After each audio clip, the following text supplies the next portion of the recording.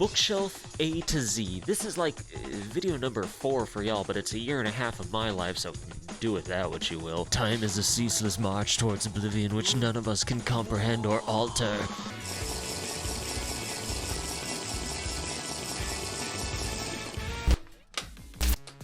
I'm gonna keep this brief for my own sanity if nothing else. This series was imagined as an excuse to read through most of what sat on my shelf, and while that is still true, it hasn't gone as smoothly as I would have liked. My goal was to pump out one of these things every other month or so, interspersing my other videos with a comfortable sense of regularity, then I kept putting it off. Oops, then life happened. Then, before I knew it, I posted like 5 videos in the entirety of the last calendar year. But all progress is movement towards something, and while this project feels almost too big looking at things now, I endeavor to continue it anyway. One of the reasons I've been so slow with this whole thing is the fact that, at the time I started, the third series on my shelf consisted of a few books written by a little-known author named Isaac Asimov.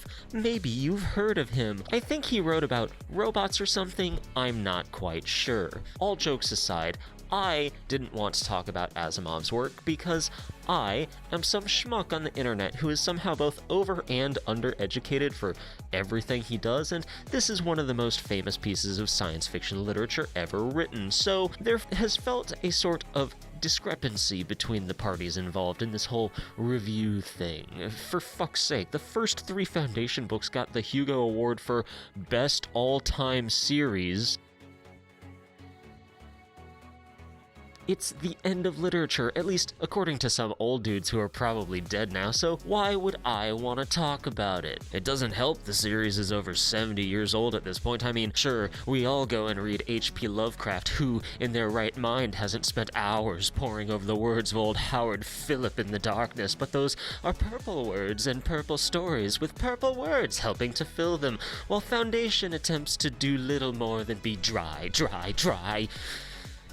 The storytelling is clinical in its approach and execution, the characters have listless, stock-pressed husks in place of personality, and the cultural ideas used as the backdrop toward Asimov's scientific explanations are so very mid-40s USA. Why, in Yog's name, are you smoking on a spaceship? Yet I still kept reading, because despite how drab I may have just made Foundation sound, the mechanical execution of these dusty components felt quite exciting, pretty much all the way through. The series reads like how it felt to watch one of those animated history specials as a kid. You remember those? Do you remember where they tried to make Edison seem like the good guy, or was that just me? Anyway, multiple sections of these novels are broken up by entries from the Encyclopedia Galactica, as is published in the far future by the Second Galactic Empire, and are then followed by third-person accounts of key historical moments within Foundation's history. Key moments like, these old guys sure like hanging on to democratic power, these young guys sure like stealing democratic power, this democracy sure likes using religion to control people, these capitalists sure like using money to control people, these capitalists sure like controlling democracy. This rich guy sure likes being king. Our lustful pursuit of the creation of the machine god will end in nothing but torment for untold billions of proletarian masses. From this we can discern that the events we witness are, in fact, ancient history, likely being taught to a wider galactic public through the words of the encyclopedia. Again, this descriptor may sound parched, but you always need to remember that we are not, in fact, citizens of the Galactic Empire. We live in hell! I know, big shocker, but bear with me. It is important we don't live in the Second Galactic Empire because, rather than reading a few god-awful pages from a history book, a grade school sociology class style, we are treated to the more narrativized good guy Edison version of events, which is lifting a lot of weight to make this stuff compelling. While I personally would have no problem reading the board-written history textbook version of these stories. Seriously, I know far too many eclectic history facts because of my willingness to do this. There's obviously something wrong with me, so the fact that Asimov wrote it this way is probably for the best.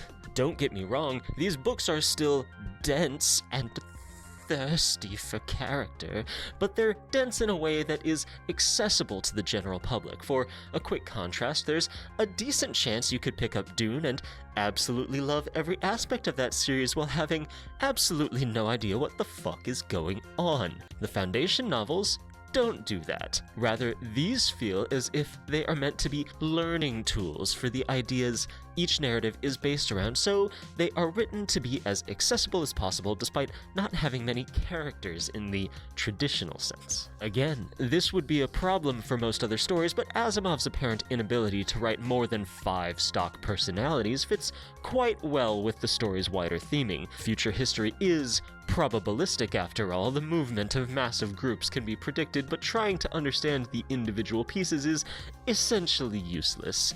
Harry Seldon cares not for who you are, simply where you are and when. It is that dynamic which really makes these books interesting. Each new chapter of the Foundation's history begins to feel like a puzzle that needs to be unraveled before feeling mundanely obvious after having been solved. So, if you've been meaning to read one of the classic hard sci-fi stories but haven't known how to approach it, I'd say the Foundation novels would be a good place to start. 4 out of 10. Next time, we're driving to Chicago. We got a full tank of gas, half a pack of cigarettes, it's dark, and we're wearing sunglasses. Hit it.